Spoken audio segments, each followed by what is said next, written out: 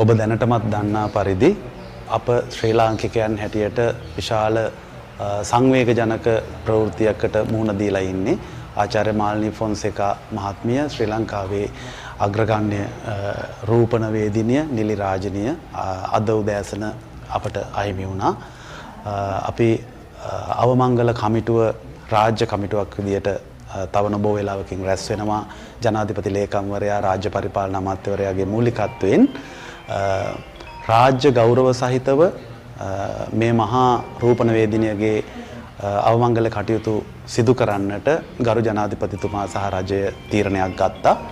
ඒ අනුව හෙට උදේ 10 ඉඳලා අපි හිතනවා මෙතුමියගේ දේහය තැන්පත් කරන සුදුසුම තැනක් තමයි චිත්‍රපටි සංස්ථාවේ තරංගනී ශාලා පරිශ්‍රය.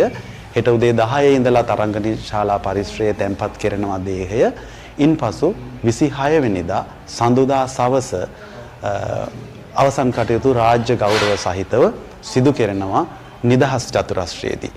අද හවස 1ට අවමංගල කමිටුව රැස් වෙනවා. ඉන්පසු දිගු විස්තරයක් සංවිධිත වැඩසටහන සහිත පිළිතුරක් ඔබ සියලු දෙනාට දැනුම් දෙන්නට බලාපොරොත්තු වෙනවා. අභාව ප්‍රාප්ත වූ අපේ නෙලි රැජිනට නිවන් සුව ප්‍රාර්ථනා කරනවා.